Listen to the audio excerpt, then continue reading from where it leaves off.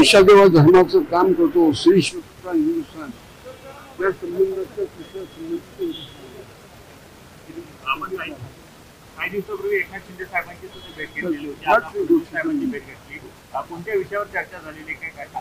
ते विषय व्यक्तिगत खाजगी का आहे. राज्यभरातले जे नेते आहेत, अनेक नेते जे आहेत ते आपल्या सुनांकडे हुंडा मागण्याचा प्रकार वाढलेला आहे. परवा दिवशीच पुण्यामध्ये एका नेत्याने हगवणे नावाच्या नेत्याच्या सुनेने आत्महत्या केलेली आहे. कसं एकूण राज्यकर्त्यांना तुम्ही या निमित्तानं सांगाल? योग्य आहे, अयोग्य आहे, देशाला आनंद असलेली गोष्ट आहे. ही गोष्ट सगळ्या प्रकारचं व्यावहारिक वापरून नामशेष केली पाहिजे. पण ते करत असताना राजकारण करता कामा नये याची काळजी. मे महिन्यापर्यंत सरकारनं ते बोललो 31 मेच्या आपण काढून घ्यायचंय असं शासनाची निर्णय, त्याची कार्यवाही व्हावी त्याच्याबद्दल आवर्जून बोलू.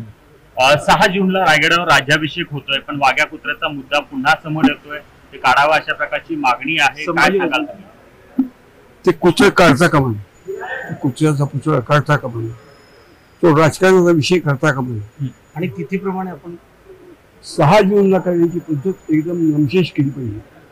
आपण अजूनही 76 वर्ष झाली तरी सुद्धा आपलं मानसिक सगळं अधिष्ठान अजून देशांच्या स्वाधीन ठेवले. तिथीप्रमाणे महाराजांचा राज्याभिषेक झाला, तिथीप्रमाणेच त्याचा स्मरण दिन किंवा वाढदिवस व्हायला पाहिजे. 6 जून बंद केलं पाहिजे. गुरुजी, आपण सांगता की वाघ्या कुत्र्या काढू नये, पण दुसरीकडे कोणताही इतिहासात आधार नाहीये. संशोधक देखील म्हणतायत की तशा प्रकारची कोणती नोंद नाहीये. त्याच्यामध्ये हट्ट का की तो कुत्रा असला पाहिजे?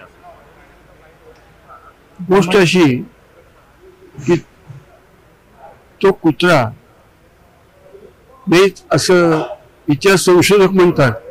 की इतिहास संशोधक काय उंचीचे काय कुवतीचे गलका करून कुणालाही इतिहास संशोधक म्हणायचं आणि तो म्हणतोय ते खरं झालं हे बरोबर. राज्यातले इतिहास अभ्यास न करता बोलतात असं म्हणायचं आपल्याला. त्याच्यासाठी स्वतंत्र एखादं संशोधन मंडळ नेमून तो निर्णय करा. नाही, राज्यातले इतिहास संशोधक अभ्यास न करता बोलतायत, त्यांनी अभ्यास करावा असा सल्ला आहे आपला. राजकीय लोक बोलतायत, आपण इतिहास संशोधक म्हणतो.